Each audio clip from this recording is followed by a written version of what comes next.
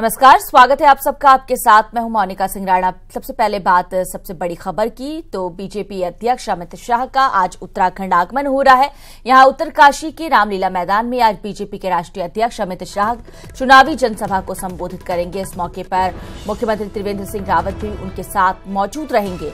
आपको बता दें कि तय कार्यक्रम के अनुसार अमित शाह आज सुबह 11 बजे मातली हेलीपैड पहुंचेंगे, जिसके बाद कार से सभा स्थल पर पहुंचेंगे और रामलीला मैदान में चुनावी जनसभा को संबोधित करेंगे। अमित शाह टिहरी संसदीय सीट से प्रत्याशी राज्य लक्ष्मी के पक्ष में प्रचार करेंगे और जनता से वोट की अपील करेंगे। अमित शाह के दौरे को लेकर प्रशासन और बीजेपी ने तैयारियां पूरी कर ली हैं।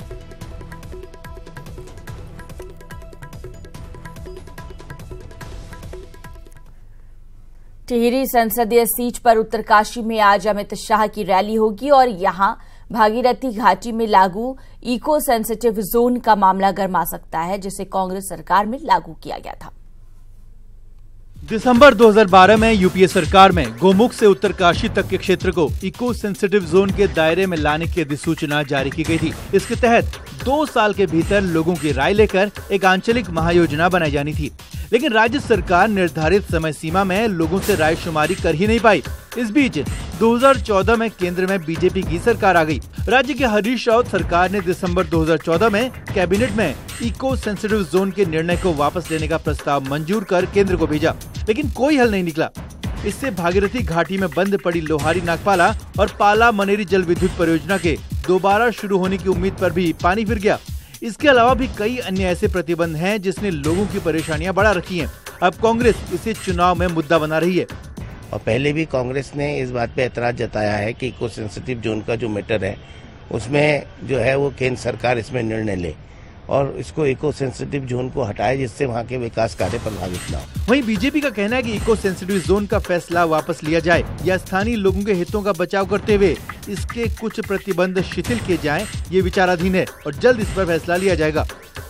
भारत सरकार का जो इसमें मैंडेट आना था, जो निर्देश आना था, वो प्राप्त नहीं हुआ है और हम विश्वास के साथ कह सकते हैं कि उत्तरकाशी क्षेत्र के लोगों को जो असुविधा हो रही है इको सेंसिटिव जोन से, वो भविष्य में नहीं होगी और हम उसका समाधान करेंगे। इको सेंसिटिव जोन के दायरे में आने वाली भागीरथी घाटी के 88 गाँव के लोगों की अब अमित शाह के बुधवार के दौरे पर नजर है। लोगों को उम्मीद है कि Amit Shah eco sensitive zone पर जरूर कुछ बोलेंगे, तो कांग्रेस भी अमित शाह के भाषण पर टकटकी लगाई रहेगी। उत्तरकाशी से न्यूज़ 18 के लिए सुनील नवप्रभात की रिपोर्ट। अमित शाह आ रहे हैं और किस तरह की तैयारियां हैं, क्या कुछ खास आप देख सकते हैं आज उत्तराखंड में, ये जानने के लिए बात करते हैं अपने सहयोगी से। दीपांकर भट्ट हमारे साथ देहरादून से जुड़े हुए हैं, जगमोहन हमारे साथ मौजूद हैं फोन लाइन पर। उत्तरकाशी से बात करते हैं दीपांकर से और जानते हैं कि किस तरह की तैयारियां की गई हैं। दीपांकर, अमित शाह आ रहे हैं, तमाम तैयारियों को अंतिम रूप दिया जा चुका है। सबसे बड़ी बात ये कि अमित शाह हो या बड़े नेताओं का जो दौरा हो, उसे बड़े सोच समझ के खास जगहों पर फोकस किया जा रहा है। अमित शाह का ये दौरा कितना अहम हो जाता है, उनके आगमन को लेकर क्या कुछ जानकारी दी जा रही है?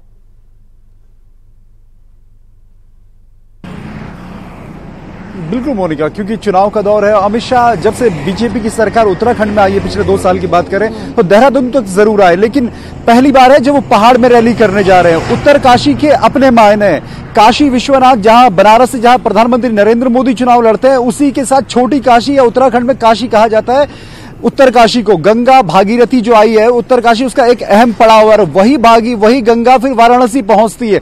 वो जो कनेक्शन हिंदुत्व का, गंगा का बीजेपी अपने साथ जोड़ती है, साफ मायने हैं कि यहां पर भी एक मैसेज वो रहेगा। दूसरा मैसेज ये जरूर रहेगा कि मैदान की बात नहीं कर रही सिर्फ बीजेपी को जोड़ा जाता है कि मैदान के वोटर को बीजेपी अपना वोटर मानती है, लेकिन अब बीजेपी पहाड़ पर भी चढ़ना चाहती है और जो परंपरागत वोट कांग्रेस जिसे अपना मानती थी, पहाड़ के उस वोट को भी बीजेपी अपने खाते में लाना चाहती है। दूसरा मैसेज। तीसरा मैसेज ये कि जब आप पहाड़ में एक रैली करेंगे तो उत्तरकाशी से की गई रैली का असर ऐसा नहीं है कि सिर्फ टिहरी लोकसभा सीट पर होगा। वो जो मैसेज राष्ट्रीय अध्यक्ष बीजेपी के अमित शाह का होगा, वो मैसेज फ्लोट करेगा बाकी 5 सीटों तक। फिर उनकी हल्द्वानी में 8 तारीख को रैली होनी, तो जो संदेश यहां सेट करके जाएंगे वो हल्द्वानी तक सेट होगा। फिर प्रधानमंत्री की देहरादून में रैली होनी है 5 तारीख को। तो बीजेपी के 2 बड़े नेता और राष्ट्रीय अध्यक्ष अमित शाह के लिए यह पहला चुनाव बतौर राष्ट्रीय अध्यक्ष, तो हर तरीके से वो कैंपेनिंग को कसना चाहते हैं। और आज के इस रैली के बाद जरूर आपको एक लगेगा कि बीजेपी का कैंपेन वो कस के जाएंगे यहां पर जरूर। मोनिका, बिल्कुल सही बात है ये। जगमोहन, उत्तरकाशी की बात की जाए तो अमित शाह की रैली यहाँ पर जब होगी तो काफी दिलचस्प तस्वीर होगी। इस बार एक बड़ा मुद्दा कांग्रेस के खिलाफ है, जो इको सेंसिटिव जोन का मामला लगातार गर्मा रहा है, इसे लेकर सवाल उठ रहे थे। अब बीजेपी की ओर से यह आश्वासन दिया जा रहा है कि जल्द से जल्द इसे सुलझा लिया जाएगा। में 11:30 बजे लगभग मातली हेलीपैड और उसके बाद वो जो जनसभा करेंगे रामलीला मैदान में। ये जरूर है कि जो इको सेंसिटिव जोन का मुद्दा है वो बहुत पहले से उत्तरकाशी में है, और जो 88 गांव है इसके तहत आते हैं, और जो गंगोत्री, जो उत्तरकाशी से लेकर गंगोत्री तक जो भी गांव है वो प्रभावित हुए हैं इस कानून से। लेकिन ये सवाल बीजेपी और कांग्रेस का नहीं है, क्योंकि जब कांग्रेस की सरकार थी तब ये कानून लागू हुआ है, और अब बीजेपी की सरकार तो बार बार बीजेपी आश्वासन जरूर देती है कि इस कानून के लिए वो जरूर पैरवी कर रहे हैं केंद्र में, और जो इको सेंसिटिव जोन है उसको लागू उसके खिलाफ यहाँ पे जो लोग उठ खड़े हुए हैं उनको जरूर आश्वासन वो दिलाते हैं कि हम जल्द से जल्द इस कानून का निस्तारण करेंगे। लेकिन जो बीजेपी या कांग्रेस की सरकार रही अभी तक इसका निस्तारण नहीं हो पाया है, और जो गंगोत्री नेशनल हाईवे या जो 88 गांव है उन विकास का जो काम इससे रुका हुआ है, वो कहीं ना कहीं लोग उससे प्रभावित हुए हैं। जी मोहन। दीपांकर, जहां जहां भी रैली की जा रही है पार्टियों की ओर से, उसमें जो लोग पहुंच रहे हैं, जो भीड़ देखने को मिल रही है, उससे जीत का अंदाजा लगाया जा रहा है। जितनी ज्यादा भीड़ उतना ज्यादा जो विश्वास है वो बढ़ता जा रहा है जीत की ओर। ऐसे में अमित शाह के इस रैली में भी जाहिर सी बात है कि भीड़ पर फोकस होगा कि कितनी भीड़ होती है उत्तराखंड के लिए, तो इसके मायने और भी ज्यादा होंगे।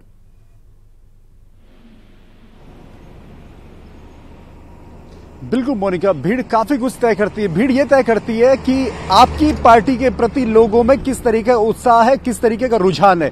खास बात यह है कि शहरी इलाकों में भीड़ आप जुटा लेते हैं आसानी से, लेकिन उत्तरकाशी जैसी जगह में वहां पर चुनौती होगा संगठन के लिए भीड़ को लाना। और वहां पर भी अगर आप लगभग 10 से 15 हजार लोग अगर आप उत्तरकाशी के रामलीला ग्राउंड में लेकर आते हैं, तो आप ये मान के चलिए कि बीजेपी की इस रैली को वहां पर सफल माना जाएगा।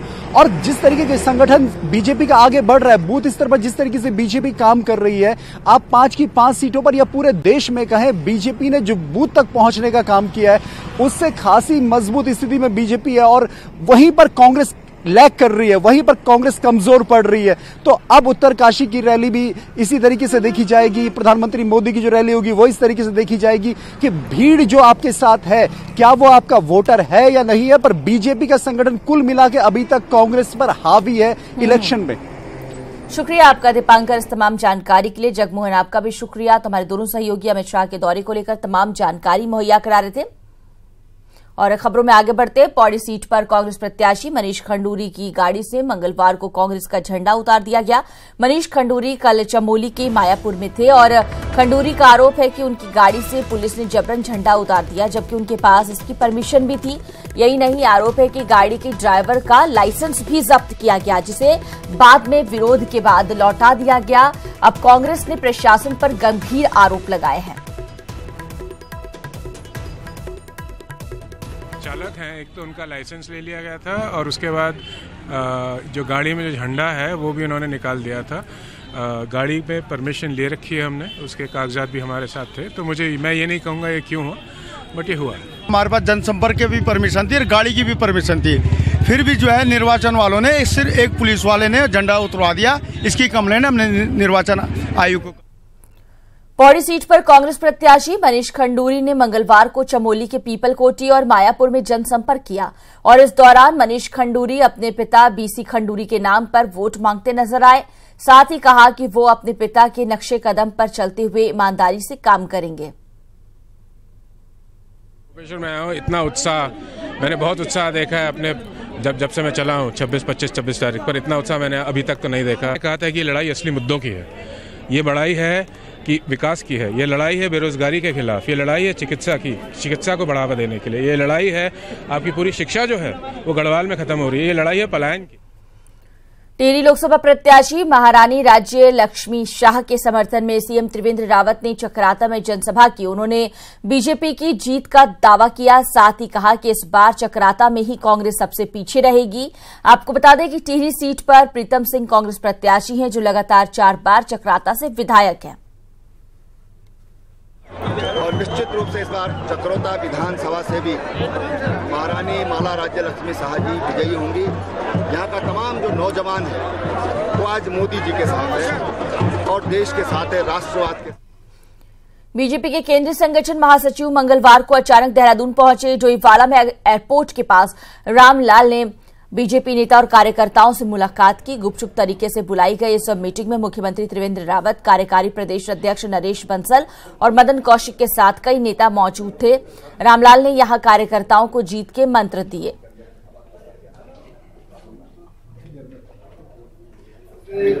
हमारी जो मार्जिन है वो बढ़ती करेगा। भारतीय जनता पार्टी के कार्यकर्ताओं ने और आज तक कह सकता हूँ कि जनता कांग्रेस को बहुत पीछे छोड़ दिया है, बहुत लंबी लीड ले ली है। बस अब तो इंतजारी है कि 11 अप्रैल आए, उस दिन मतदान हो, अधिकतम मतदान हो और भारी बहुमत के साथ भारतीय जनता पार्टी से अपने 500 प्रत्याशियों को जिता करके 6 अप्रैल को राहुल गांधी की रैली श्रीनगर, अल्मोड़ा और हरिद्वार में होनी है, लेकिन हरिद्वार को लेकर सस्पेंस बना हुआ है। पहले हरिद्वार शहर में होना था, बाद में इसे मुस्लिम समुदाय के धार्मिक स्थल पिरान कलियर पर होने की चर्चा थी, लेकिन अब इसे फिर से बदले जाने की चर्चाएं हैं। हरिद्वार संसदीय क्षेत्र में कहीं भी हो जाएगी और हम लोग तो हिंदुस्तान के अंदर रहने वाले तमाम नागरिकों को हिंदुस्तानी मानते हैं। बीजेपी वाले मानते हैं ये हिंदू है, ये मुसलमान है, ये सिख है, ये ईसाई है, ये जैन है, ये बौद्ध है। हम तो हिंदुस्तान के अंदर रहने वाला जो हमारा मतदाता, अमूल्य मतदाता है। अपनी परंपरागत सीट अमेठी से के अलावा दूसरी जगह जाना, स्थान प्लान करियर निश्चित होने के अलावा फिर उसकी दूसरी जगह स्थान ढूंढना, ये अपने आप में कई शंकाओं को जन्म देता है।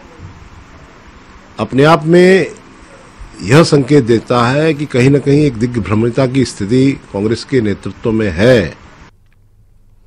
कांग्रेस ने मंगलवार को 2019 के लिए अपना घोषणा पत्र जारी कर दिया है। मैनिफेस्टो को जन आवाज नाम दिया गया है। मैनिफेस्टो की टैगलाइन हम निभाएंगे दी गई है। राहुल गांधी ने कहा कि हमारे घोषणा पत्र में 5 बातों पर फोकस है। सबसे पहले बात न्याय की आय, जिसके जरिए सभी के खातों में पैसा डालेंगे। गरीबी पर वार 72,000 ये पैसे हर साल दिए जाएंगे। इससे सीधे तौर पर अर्थव्यवस्था को फायदा मिलेगा। इसके अलावा घोषणा पत्र में मनरेगा में कार्य दिवसों को 100 से बढ़ाकर 150 करने की बात कही गई और 22 लाख सरकारी रिक्त पदों को मार्च 2020 तक भरने का वादा किया गया है। यही नहीं, ग्राम पंचायतों में 10 लाख रोजगार देने का वादा भी किया गया है। राहुल गांधी ने कहा कि हिंदुस्तान के युवाओं को रोजगार खोलने के लिए किसी की परमिशन की जरूरत नहीं। शुरुआती 3 साल के लिए आपको किसी की मदद नहीं चाहिए, आप सीधा अपना रोजगार खोलिए। राहुल गांधी ने ऐलान किया कि हम किसानों के लिए अलग से बजट लाएंगे। जैसे रेल के लिए अलग बजट होता था, वैसे किसानों के लिए भी अलग सा बजट होगा, ताकि उन्हें पता चल सके कि उनके लिए कितना खर्च हो रहा है। तो में 5 बड़े आइडिया हैं। हमारा हाथ का सिंबल है और 5 हमारे मेन थीम्स हैं। सबसे पहला थीम न्याय का थीम। गरीबी पर वार 72,000 और यह कांग्रेस पार्टी की पहली गारंटी है कि हिंदुस्तान के 20% सबसे गरीब परिवारों को हर महीने उनके बैंक अकाउंट में कांग्रेस पार्टी की सरकार डायरेक्ट पैसा डालेगी। 1 साल में 72,000, 5 साल में 3,60,000। केंद्रीय सामाजिक अधिकारिता मंत्री और उत्तराखंड में बीजेपी के लोकसभा प्रभारी थावरचंद गहलोत मंगलवार को पार्टी के जनसंवाद कार्यक्रम में हिस्सा लेने के लिए हल्द्वानी पहुंचे। इस दौरान गहलोत ने कांग्रेस के घोषणा पत्र को देश विरोधी करार दिया और देश में 400 से ज्यादा सीटें जीतने का दावा किया। कांग्रेस ने अपना आज घोषणा पत्र जारी किया है। बीजेपी के लोकसभा प्रभारी उत्तराखंड के थावरचंद गहलोत साहब हमारे साथ मौजूद हैं। सर, क्या प्रतिक्रिया है? कई गरीबों की बातें उन्होंने लिखी हैं इसमें और कई गरीबों को नौकरियों की भी बात की है। कांग्रेस का चुनाव घोषणा पत्र झूठ का पुलिंदा है, तुष्टीकरण की नीति को अपनाने वाला है, आतंकवादियों के, माओवादियों के, नक्सलियों के समक्ष सरेंडर करने वाला है, देशद्रोही गतिविधियों को प्रोत्साहित करने वाले लोगों को संरक्षण देने वाला है। इससे देश की एकता अखंडता को खतरा होगा। भारतीय जनता पार्टी और देश की जनता इसको स्वीकार नहीं करती। सर, इसका मतलब है घोषणा पत्र आपके लिए फायदेमंद है? इस प्रकार का घोषणा पत्र देश के विरोध में है और किसी राष्ट्रीय पार्टी से इस प्रकार की उम्मीद नहीं है। गहलोत साहब बीजेपी के लोकसभा प्रभारी और दावा कि बीजेपी की बड़ी जीत पूरे देश में होगी। कैमरा पर्सन अमित कुमार के साथ शैलेंद्र की, न्यूज़ 18 हल्द्वानी। उत्तराखंड कांग्रेस ने लोकसभा चुनाव को लेकर पार्टी के घोषणा पत्र का स्वागत किया। प्रदेश उपाध्यक्ष सूर्यकांत धस्माना का कहना है कि जिन मुद्दों पर मोदी सरकार ने कोई काम नहीं किया, उन मुद्दों को बात कांग्रेस ने हमेशा की है और आगे भी करेगी। कांग्रेस का कहना है कि राहुल गांधी संभव बात करते हैं, जबकि प्रधानमंत्री मोदी असंभव बात करते हैं। राहुल गांधी ने वो कहा है जो संभव है और भारतीय जनता पार्टी के लोग वो कहते हैं जो असंभव है। लोग 370 के बारे में चर्चा कर रहे हैं। कांग्रेस ने अपने चुनावी घोषणा पत्र में 22 लाख नौकरियां देने की बात कही है, पर इस घोषणा पत्र पर युवाओं की मिलीजुली राय है। युवाओं का क्या कहना है, आइए सुनते हैं। देखिए सर, बोलते तो हैं, अभी राहुल गांधी भी आए, अमित शाह जी भी आए, वो भी ये बोल के गए, लेकिन मिले तो तब ना। वही बात है कि जब मिले तभी तो। अब जब मिल ही नहीं रही है तो देखो ना, आप बीटेक करे हुए भी घर में बैठे हुए हैं आजकल। पक्की रिपोर्ट तो कुछ है नहीं, क्योंकि कोई उन्होंने लिख के नहीं दिया, कोई प्रूफ तो है नहीं कि देंगे नहीं देंगे। सभी सरकार अपने जो है अपनी तरफ से ओपिनियन देती है, कोई फिक्स तो है नहीं कि वो देंगे कि नहीं देंगे। भी 50-50 चांसेस है, दे भी सकते हैं, नहीं भी, क्योंकि जिस तरीके से है कि आज के टाइम पे सब प्राइवेट जॉब से करते हैं, गवर्नमेंट जॉब कोई भी सरकार नहीं दे रही है। ये ऐसी हादसे वाली बात करी है उन्होंने कि वो 22 लाख लोगों को नौकरी दे देंगे। यूपीए 1 रही, यूपीए 2 रही, 10 साल उनकी सरकार थी, वो किसी दे पाए 22 लाख नौकरी, तब दे देते ना। लोकसभा चुनाव 2019 के लिए उत्तराखंड में आज से पोस्टल मतदान शुरू हो गया है। निर्वाचन आयोग ने चुनाव के दौरान ड्यूटी कर रहे सभी कर्मचारियों के लिए पोस्टल बैलेट की व्यवस्था की है, जिससे कर्मचारी अपने मताधिकार का प्रयोग कर सके। इसके तहत देहरादून जिले में टिहरी और हरिद्वार लोकसभा सीट के लिए पोस्टल मतदान शुरू हो गया है, जो 8 अप्रैल तक चलेगा। देहरादून जिले में करीब 14,000 कर्मचारी हैं जो पोस्टल बैलेट से मतदान करेंगे।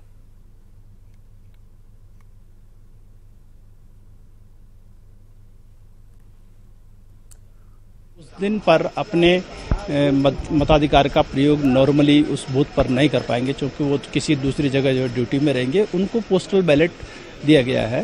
चूँकि हमारे पोस्टल बैलेट जो है छप करके आ गए हैं, तो आज से हम उन लोगों को जो पोस्टल बैलेट दे रहे हैं, उनमें से कतिपय लोग जो है आज ही जो है हमारा जो एक फैसिलिटेशन सेंटर है उसमें अपना वोट कास्ट भी कर रहे हैं।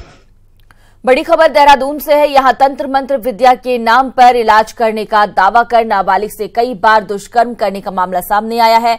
घटना प्रेमनगर थाना क्षेत्र की है, जहां नाबालिग पीड़िता ने अधेड़ उम्र के एक शख्स पर दुष्कर्म करने का आरोप लगाया है। पीड़िता ने जब ये बात अपने परिजनों को बताई तो परिजनों ने इस बात की शिकायत प्रेमनगर थाने में दर्ज कराई है। जानकारी के मुताबिक पीड़िता का भाई लंबे समय से बीमार चल रहा था, जिसे स्वास्थ्य कराने के लिए तांत्रिक ने अपनी तंत्र विद्या की शक्ति से ठीक करने का झांसा देकर नाबालिग से कई बार अलग अलग जगह दुष्कर्म किया।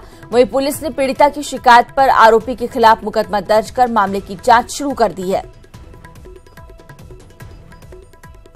उसने ये इल्ज़ाम लगाया है कि उसके ब्रदर का जो स्वास्थ्य है वो सही नहीं रहता था, तो उन्हें जानकारी मिली कि एक तंत्र मंत्र जानने वाले जो व्यक्ति हैं उनके द्वारा कोई नग वग दिया जाता है, जिसके थ्रू जो है वो इलाज उसके ब्रदर का हो पाएगा।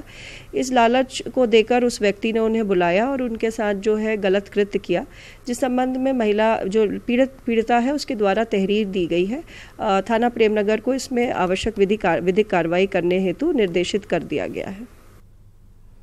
सड़क, पानी और बिजली जैसी मूलभूत जरूरतों के लिए राज्य के कई गांव चुनाव बहिष्कार का ऐलान कर चुके हैं। लिहाजा ग्रामीणों को मनाने के लिए निर्वाचन आयोग के अधिकारी गांव-गांव नाप रहे हैं। मगर हैरानी की बात यह है कि चुनाव आयोग के अधिकारी ग्रामीणों से नोटा में वोट करने की अपील कर रहे हैं। देखिए रिपोर्ट। आजादी के 7 दशक बाद भी उत्तराखंड के लोग बिजली, पानी और सड़क जैसी मूलभूत जरूरतों को तरस रहे हैं और यही वजह है कि कई जगहों पर ग्रामीणों ने चुनाव बहिष्कार का ऐलान कर दिया है। मगर अब चुनाव में मतदान प्रतिशत बढ़ाने की कवायद में जुटा निर्वाचन आयोग ग्रामीणों के पास पहुंच रहा है और वोटिंग की अपील कर रहा है। लेकिन हैरानी की बात यह है कि चुनाव आयोग नोटा की अपील कर रहा है। हम कोशिश कर रहे हैं, इसीलिए हम लोग आए हुए हैं कि वोट को बहिष्कार न करें। अगर इनको लगता है कि कोई काम नहीं कर रहा है तो नोटा का भी ऑप्शन इनको बताया गया कि आप नोटा का ऑप्शन है, आप उसको भी अपनी जो आक्रोश है उसको व्यक्त कर सकते हैं। एसडीएम साहब कह रहे हैं कि आप जो नोटा का प्रयोग करें, हम क्यों नोटा का करें? जनता को बहका रहे हैं कि नोटा का प्रयोग करें, अधिकारी कह रहे हैं हमको नोटा का प्रयोग करें। बताओ, ये बड़ी दुर्भाग्य है। ये निर्वाचन आयोग का भी मानना है कि वो वोटर्स को जागरूक करने के लिए अभियान चला रहे हैं, लेकिन नोटा को लेकर आयोग की क्या दलील है ये भी सुनिए। वोटिंग के बारे में लोग का बताते हैं, उसका महत्व के बारे में भी बताते हैं। इसमें एक नोटा का भी ऑप्शन रहता है, उसके बारे में भी हम लोग को जानकारी देते हैं। लोकतंत्र में वोट सबसे बड़ा अधिकार है, लेकिन इलाके में विकास न होने से नाराज लोग वोटिंग का बहिष्कार कर रहे हैं तो हुक्मरानों पर सवाल खड़ा होता है। और अब चुनाव आयोग सिर्फ वोटिंग प्रतिशत बढ़ाने के लिए नोटा की पैरवी कर रहे हैं तो सवाल आयोग पर भी है। देहरादून से न्यूज 18 के लिए सत्येंद्र बर्थवाल की रिपोर्ट। बुलेटिन में इतना ही और जाते जाते आपको बता दें कि आपका पसंदीदा channel news 18 Uttar Pradesh Uttarakhand free dish पर उपलब्ध है। हमारे जो दर्शक न्यूज 18 उत्तर प्रदेश उत्तराखंड को फ्री डिश पर नहीं देख पा रहे हैं, वो अपना सेटअप बॉक्स ऑटो ट्यून करें। फ्री डिश पर B4 म्यूजिक के बाद न्यूज 18 उत्तर प्रदेश उत्तराखंड उपलब्ध है।